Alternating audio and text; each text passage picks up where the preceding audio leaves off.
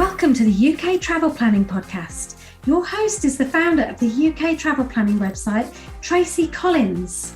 In this podcast, Tracy shares destination guides, travel tips, and itinerary ideas, as well as interviews with a variety of guests who share their knowledge and experience of UK travel to help you plan your perfect UK vacation. Join us as we explore the UK from cosmopolitan cities to quaint villages, from historic castles to beautiful islands, and from the picturesque countryside to seaside towns. Hi, and welcome to the UK Travel Planning Podcast and to 2023. In this episode, we've got a recording taken from a live Facebook that I did with Victoria of Cotswold Teacup Tours just before Christmas. It went really, really well. We had a good chat. She shared lots and lots of, again, some fantastic snippets about the Cotswolds and answered some questions that were given from members of our UK and London travel planning Facebook group. So I decided to use this because it was really good. It was really interesting. Now, there was a few moments when we're talking about photographs that Victoria had taken of the beautiful snow that had fallen in the Cotswolds. And those photographs are available to look at on the website, uktravelplanning.com/episode 27. So you might want to have a look at those while you're listening to the episode as well. So you can you don't have to imagine what they look like. You can actually see them. Anyway, without further ado, this is the live Facebook recording that myself and Victoria from Cotswold Teacup Tours did just before Christmas. So enjoy. I'll just introduce you to Victoria. So Victoria is here from Cotswold Teacup Tours, who's our preferred tour partner in the Cotswolds. And she's coming here tonight on this live now to talk all about the Cotswolds, places to go, where to visit. And we're going to look at some photos that Victoria's taken in the last week, because I don't know if people have seen, but there's been quite a lot of snow in the UK recently. Unfortunately, it seems to have gone now. We're just talking about that before I realised we hadn't gone live. So I think, Victoria, if you want to introduce yourself again and talk about yourself and your company, and then we'll maybe go look through the photos again before we go through people's questions. But if anybody's watching live, and I can see we have got a few people, feel free to ask questions as well as we go, and we can answer those too. Oh, great. Thanks, Tracy. Thank you. Hello, everybody. So I have a little business which has been running for about a year now. Hi, Robbie. And your comment popped up. That works. That's great. So I've been established for over a year now, and I take tours, small groups on private tours of the Cotswolds, and I'm in job heaven. This is exactly the job I should have always done all my life. I love it. And what a place to take people to. Honestly, I would say, I would just say the Cotswolds, probably Bath, York, Edinburgh, and the Cotswolds are the four places that people always want to go to. We always get asked about. And the Cotswolds is such a beautiful and quintessential English part of the country that, and to live in it and to be able to take tours around there. I mean, Victoria, I'm not surprised you absolutely love it. I know it's an area of the country that Doug and I love to look around and visit. And it doesn't matter how long we stay there. We always want to go for longer. And obviously, you know all the best tea rooms and pubs and villages and everything are. So it's, you live there. So it's brilliant that you're able to kind of share your local knowledge and take people around an area of the country that you love. Oh, I know. And there's so much here, Tracy. So when, every time you come, you can find something new. Yesterday, we went over to, me and my partner went over to Morton in Marsh, which is a town that's commutable. You can get there from London Paddington direct if you want to, and tried out a new restaurant and had a lovely meal. And I said to them, I'm going to bring my guests here because it's so good. Had a great steak pie and a glass of malt cider. I wasn't driving. Will was driving. It was fantastic. I thought this is fabulous. You get to try all these places out for your guests as well. So it's brilliant. Yeah. So should we? So we've got some questions, but I thought I'm just going to show, if I can get this to work again. I've managed it before to show everybody some of the pictures. So we'll start from the last picture this time, actually, Victoria. So these were taken in about the last week or so when there's been quite a lot of snow in the UK. These were on Thursday. These photos. Yeah. Yeah, so the little church, I was taking a tour out into the kind of the north central area of the Cotswolds. This is a little village called Ebrington Church. And as you can see, it was really snowy that day, and it's such a blue sky. It was gorgeous, 900-year-old church. And then there's the pub on the left, that's in Burford. Yep. And that's the Highway Inn pub. And it's just an example of a typical English pub, cozy nooks and big bay windows to go and sit inside and snuggle up with a pint of beer. Oh, yes. And I think it's quite optimistic because they've got their tables and chairs outside. Well, the smokers probably. They have to go outside. I was like, I don't think it might be a bit chilly to be sitting out there. Oh, no. Yeah. And then you were in Oxford. So we were talking about previously talking about Christmas markets because Europe Christmas markets are phenomenal. So this is in Oxford. You were there the other day for the Christmas market. Right. Yeah, that's right. I did a tour on Tuesday, just around Oxford, and just a couple of hour-long tour. And yes, we walked through the Christmas market. It's only a small market, but it's really fun, and it's on broad streets, pedestrianised area. And it's just, they sell locally made products. It's really nice just to go and walk through and have a quick look. Grab a hot chocolate en route. Yeah, warm yourself up a bit. Yeah, yes. And then, I think the picture on the left is probably my favourite one that you took, actually, that you sent me. It's just gorgeous. Those pink roses. Resist the winter rose on Burford High Street. I say, Tracy, I risked my life for that photo. It was very icy, but you know. You can see, I was looking at that pavement thinking, I don't think I'd want to be walking down that. That looks a bit slippery. No, I wouldn't want to take a tour group down there. I would not. We would say, isn't this pretty? Let's drive slowly through. Just take a photo from here and then not walk down the hill. And then the Christmas tree with the teddy on the top, which is really cool. No. Is that a Paddington bear on top? It does look like it's a Paddington bear. Very sweet. It was so we get snow here in the Cotswolds, but only probably once a year, a couple of days. So not all that often. So it's kind of a rare thing to get snow on a Christmas tree, which is why I had to capture that picture, really, with the lovely Cotswold building behind. It looks lovely. I have to say it's because I'm living in Australia and it's beautiful here. It's lovely and warm, and I'm in Queensland. But I do miss that the Christmas, the cold Christmas with the snow, and it just looks magical. Not that I had snow that often, I have to say. It is pretty rare, but when you do have it, it just looks lovely. And the photos from London earlier in the week and videos from London were phenomenal as well. I just was enjoying looking at all of those. And then we've got Broadway Tower, which looks fantastic with the beautiful blue sky as well behind it. That's right. High up on the hill, we had amazing views from Broadway Tower. And I took my binoculars with me so my guests could have a look through. And we could see all the way to the borders of Wales. Wow. Which is a couple of hours away in the car.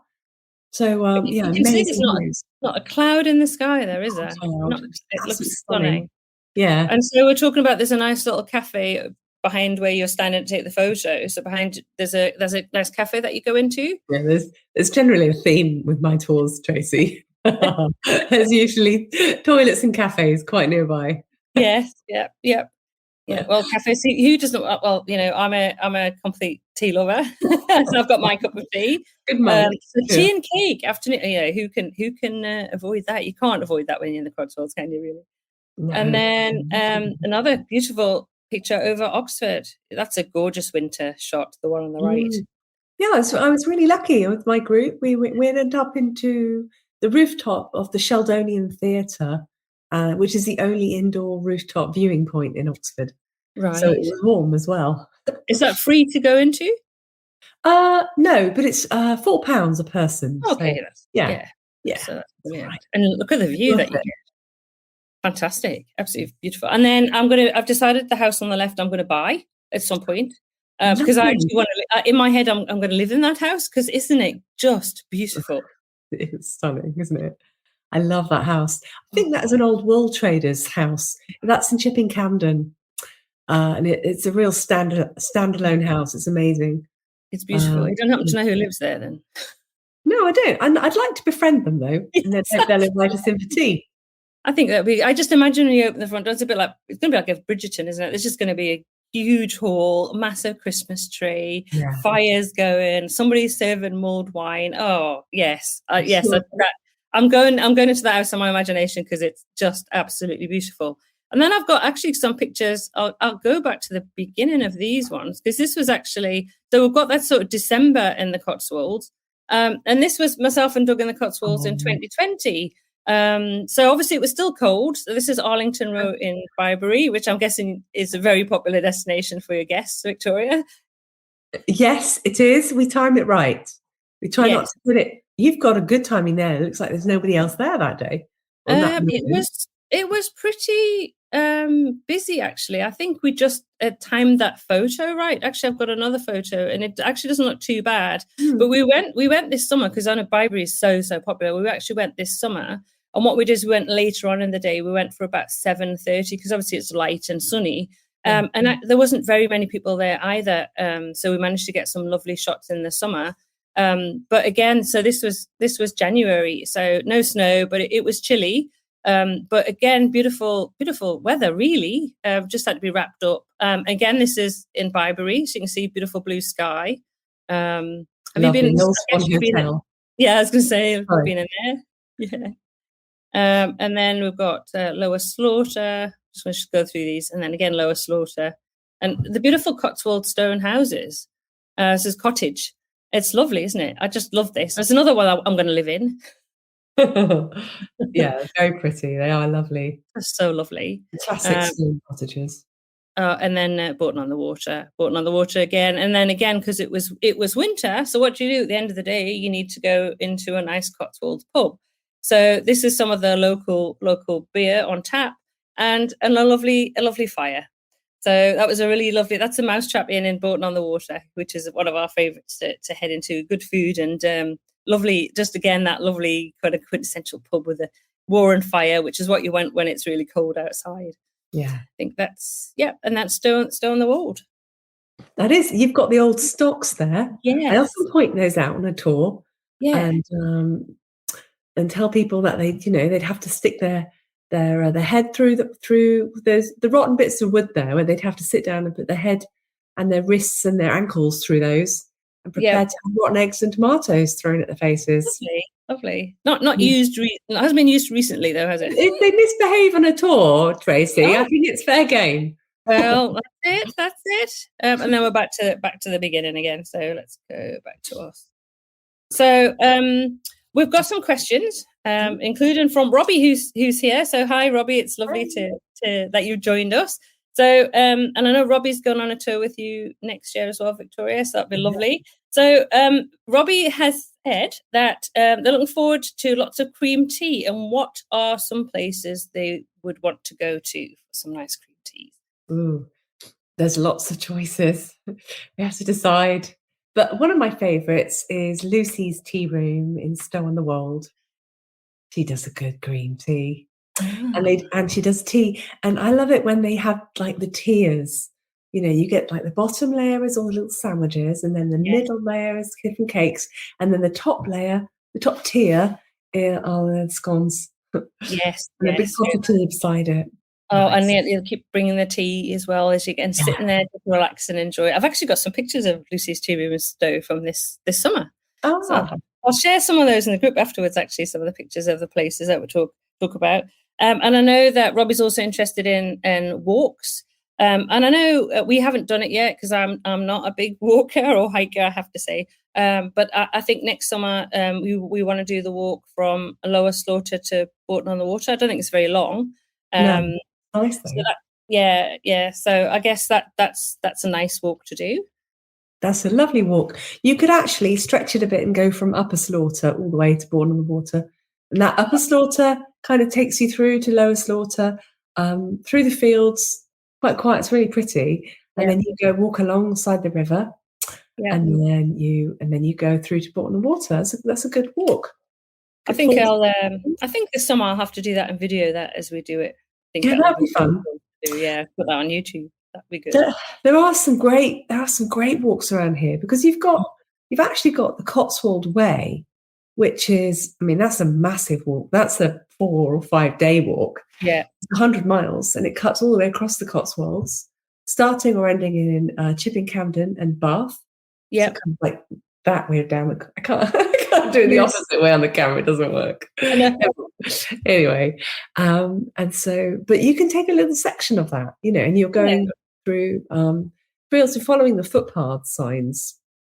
I think there were people when we were staying in Bolton on the Water this summer who with a company that they walk a bit and they move the luggage for you from hotel to hotel so you can do the walk, which is, if you enjoy walking, that's a fantastic way to do it. So you don't have to carry everything. Yeah, no, that'd be great. That'd be great. Yeah, and then there's another one that's quite interesting. And again, this is, I believe, it's 600 miles long, right? But bear with me, okay? Because yeah, Robbie says, well, enjoy the shorter walks. Yeah, I'm with you, Robbie. I have to say, okay, 600 miles. But this is called Monarch's Way, and it's the escape route that King Charles II had when he was trying to escape from Cromwell, and when he went all around the country, like the whole of the UK. And so there's a little area of the Cotswolds where he went through, and so you can do, and that's quite fun to do. Yeah. It's well signposted. You can just little bits of it. You do a little bit of it rather than the whole. Yeah, they have to do the whole thing. No, not for me. So I hope that answers questions, Robbie. But ask away because your questions are coming up, so that's great that we can see those. And then we've got some questions from Catherine Yorima Johnson, who I know is also taking tour with you next year. And hi, Catherine, if you're here. So Doug and I have done an itinerary consult with Catherine, so it's been lovely. So we've met her. So I'm really excited to see as well how her trip goes next year. Mm-hmm.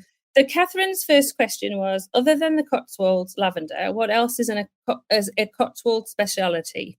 Right. What they're known for? Excuse me, a Cotswold cold, first of all. Cotswold UCS. Unfortunately. Right? Just before Christmas, that's what we want. Hopefully you'll get rid of it by next week. Well, one of the Cotswold specialities is actually anything, if you can get something that's woolen, a Cotswold woolen product. So there's some beautiful blankets and throws that are made in the Cotswolds. And there's some really nice, things like that. And if you're a knitter, I've discovered a beautiful shop in a little town called Chipping Norton. And they sell Cotswold wool from the actual Cotswold lion sheep, undyed and natural. And so, fabulous. I took some people there last week. It's great. Yeah, wow. It's quite, that's a proper Cotswold speciality. Yes, absolutely. And then obviously the lavender. We went to the lavender farm this year, the lavender fields. Which were just gorgeous. And I don't know, I think we took about 25 million photos. It was so lovely. And you can get lavender ice cream there. No, I bought lavender honey. Yes. Yeah. I got some lavender cream. I can't remember. I think hand cream, which is really lovely. You can just get everything lavender from there. So that's lovely. And then another question from Catherine. What is a great souvenir to take home from the area or made there or greatly represents the area? Which I guess is going to be the wool or the lavender products, I guess. And Robbie's, I'm just saying that Robbie's left a comment said, I love to knit and I've wanted to bring home things with meaning. So that's brilliant. So you can get some wool, Robbie, and knit something. So it'd be fantastic. Amazing. I'll take you there. Brilliant. Oh, brilliant. So there's this one particular shop for the blankets and the throws, and they do clothing as well. And so they make the fabrics in the Cotswolds. And it's the only shop of its kind in the Cotswolds, called Cotswold Woolen Weavers. Amazing. Yeah. She mentioned that in the podcast as well. So I guess I'll be visiting that with you as well next year. So that'll be good. Maybe leave my credit card at home. And then another question. So Catherine left us a few, which is great. What is something people may not realise about the area? And I know what I kind of want to say about this, so I'll be interested to see what you say. Well, I may have touched on this in the podcast, but I think it's the Cotswolds is 800 square miles. It's much bigger than people realise, I think. Yeah. So they expect to do so much in a day, and then you just have to limit that a bit. Yeah, I think that's the thing. I think quite often, there's kind of thought that the Cotswolds is a very small area or just one village or a couple of villages, but it's actually spread over a huge area.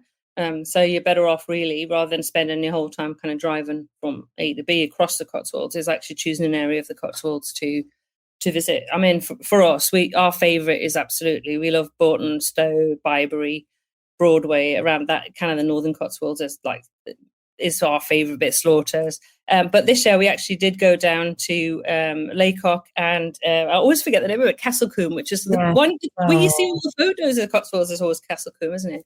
But it was crazy busy. We couldn't get parked. We ended up just kind of driving through. But if you're going to go out, it's just too far. If you just spend the whole day driving between the two, really. Whereas you're better off kind of spending time in one area, I would say. Do you agree with that? I would do. I've now sort of developed different tours for those different areas. So if you're doing Laycock and Castlecombe, there's a few little villages in that area around Castlecombe that are off the tourist trail, and they are amazing. I drove down, and there were these geese in the road, and a pig, and then a horse, and it was.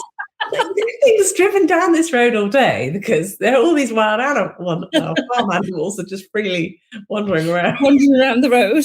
That's great. That's exactly what I wanted to find. That's brilliant. Another question from Catherine. So, is there a food item that the Cotswolds is known for? Well, there are. So interestingly, there are some cheeses that are quite famous from the Cotswolds. The most famous one is called Stinking Bishop. So if you buy that and put it in my van, we'll have to put it in a big storage box. Yeah, I can imagine. I guess it does stink. But there are there's some great Cotswold cheese shops actually, and they'll sell things that you can still take home, like Cotswold honey as well. The local honey is fantastic. Yeah, and the lavender honey is really nice. Yes, that'd be very different. And also, I know there's a chocolate shop in Stowe. Yeah. Yes. I like going there. Yeah, it's great because they make it all in there in the shop. Yes, and that's what we want. We want stuff that is locally produced, so supporting local businesses. And then there's the gin distillery. Oh, of course, gin's everywhere. Everybody's making gin these days. Cotswold gin is quite a thing. Okay. And you can often pop into their little shop and they'll just give you a free sample. Yeah. About 10 o'clock in the morning. That's the way to start the day. Some people love that, Tracy. Oh, they will, as long as it's only a little tiny one. So, and then the last question from Catherine is, what are you most excited to show first-time visitors when they come to the Cotswolds? So when I pick up visitors, if I pick them up from outside the Cotswolds, so if I pick them up from Oxford and we drive along the road and it's all quite sort of boring, there's no views, it's quite flat. They drive through, and then suddenly, just as you're approaching Burford, the trees all open up, and you're on the ridge of this hill, and the views down. You're in the Cotswolds, and you can see all the little stone walls and the views down to the river and the valley, and it's stunning. And everybody goes, "Wow!" I can take photos. Get so excited because I love people being excited about the area. I just think, I'm happy if they're happy. And that's good. And I'm sure everybody is. I think there's I think they're really lucky that we've got you who lives in the Cotswolds, who knows the Cotswolds, who knows all the villages, all the best places to go, the people in the shops that own the shops and stuff, that you have all that local knowledge and connections, which, you're not going to get if you go on it, it's courses for courses, because obviously some people prefer, or to go on a group tour or whatever, but if they can go on a private tour with you, I mean, what an experience, and to be able to, so I say, you can share your love for the Cotswolds, Thank you. Well, that's right. I mean, for me, I love going into a little shop where when I know the owner, and it's their shop, and it's not a big chain or anything. It's their little business, and we've developed friendships, and they know what I'm about, and they're so welcoming to my guests. They look after them, and I want people to feel looked after as well. It's just a nice experience. And that's lovely. That's absolutely lovely. And we'll put, because I know we've got quite a few people in the group who've booked tours with you next summer, but I'm going to put I'll put links in the Facebook group again, just to your website, so they can find you and book a tour with you for next year. Well, from any time, because I guess from January onwards, are you taking any time off, or are you kind of, what's your schedule like in terms of for bookings? No? I'm I'm really flexible, and I'm available most of the time, Tracy. Brilliant. I mean, if I'm not booked up, I don't really close it. Yes, well, I guess that's the thing.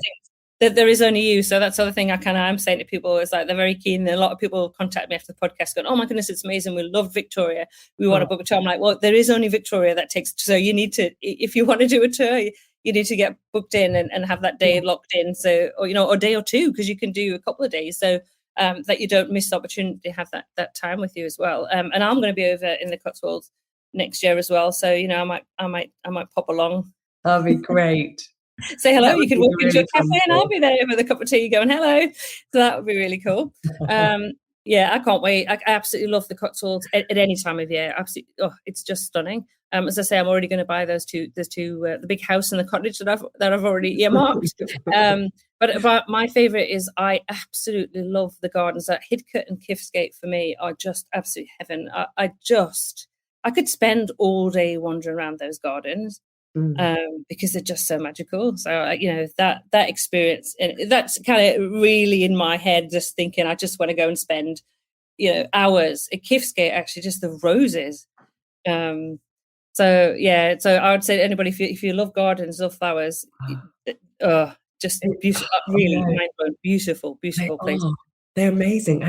And actually, when you come over, Tracy, I want to give you a tour of the gardens, because there's lots of different kinds of gardens, and formal ones, and then just beautiful English natural gardens with, your classic rose garden, and then herbs, and then they've all got different themes, and absolutely stunning. Yeah. Another place that I love to visit as well, before people go, bless you with the cold. Oh, sorry. No, it's this time of year, isn't it? Everybody's getting colds and stuff.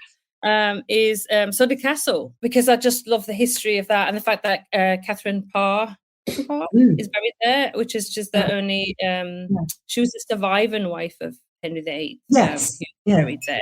And it's really, I find that you should go into that chapel there. Whenever I seem to go in, there's always light that shines through from the stained glass, and her tomb is kind of illuminated by all the light. It's quite amazing.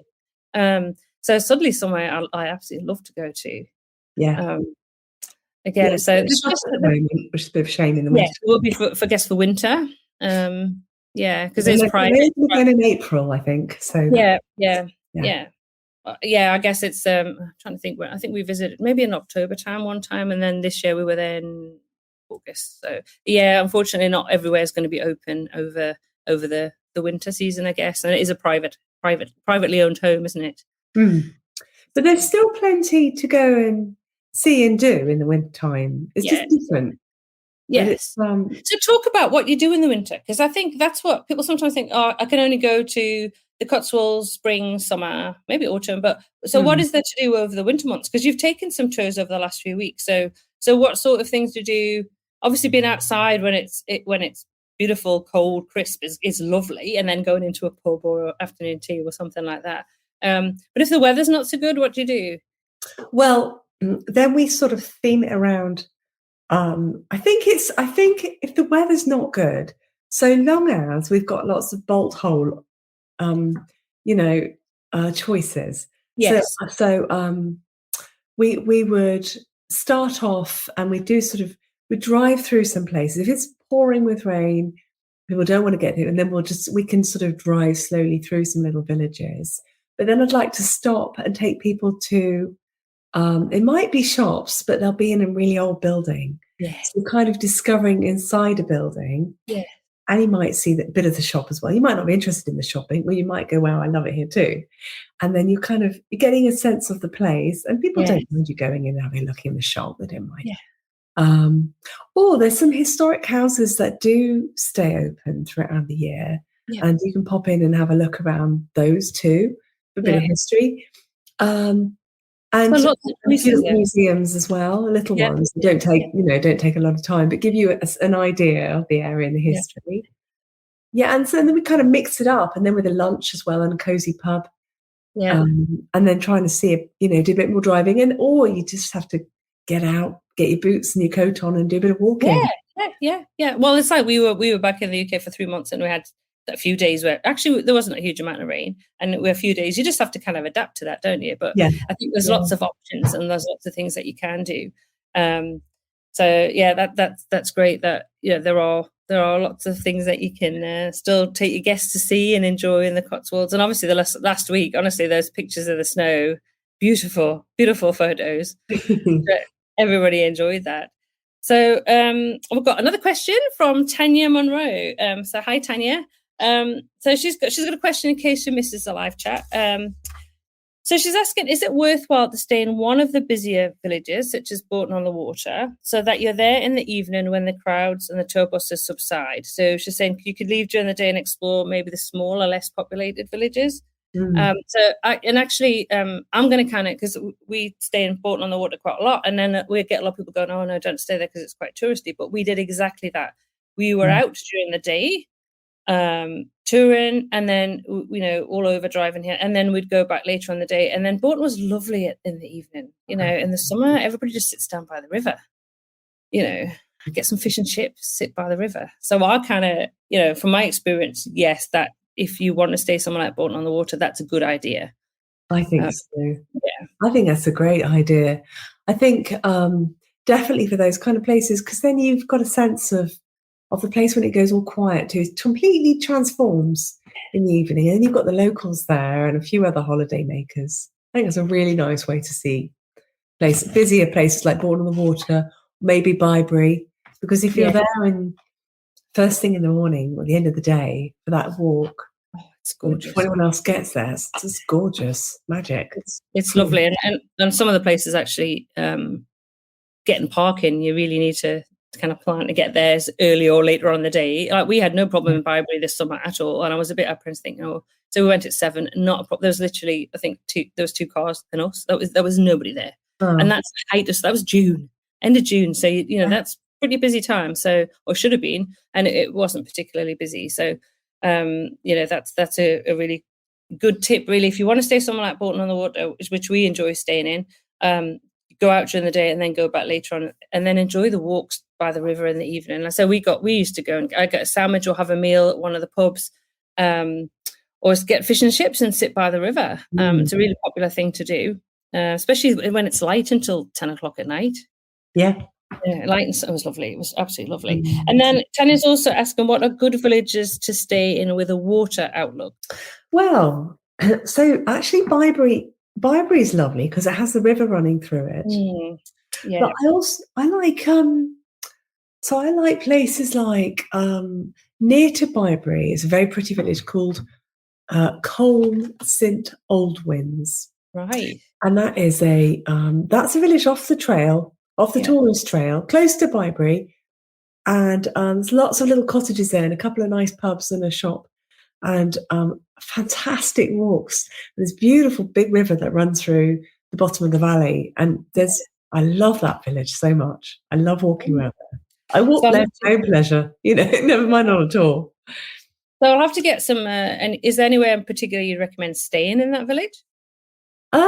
No, actually, I haven't done a recce of accommodation. The pub does. Okay, well, maybe that'd be worth, because that would be something recommended. I think maybe having a chat about some of the places that are maybe a little bit off the beaten track, but also really nice to stay in, and looking at some accommodation, because I've got lots of kind of options on the website. But it'd be good to have a chat maybe about some of the places that maybe a little bit less touristy, because obviously someone like Bourton on the Water is very, very popular. I know you like Stow on the Wold. That's an area that you highly recommend people to stay in. I do like that, but with a water outlook, because I thought that's quite an interesting question. Yeah. Think.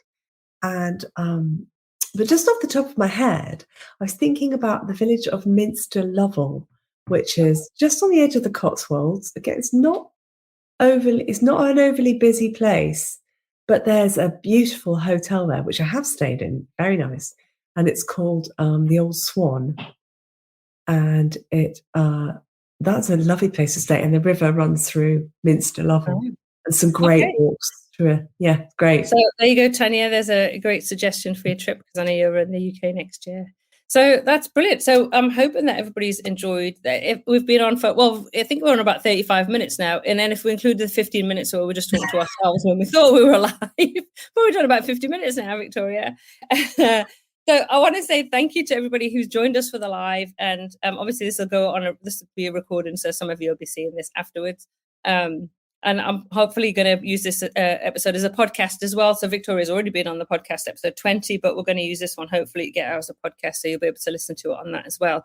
And then I'll share the photos, the images that we used earlier as well, that Victoria shared, and some of mine from. Thanks, Robbie, from our last trip in the winter at the Cotswolds.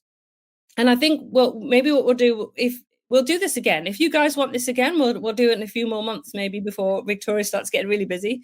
Maybe kind of, I don't know, end of March, early April, something talking about kind of the summer and everything that's getting, sorting for the Cotswolds. That'd be really cool to do.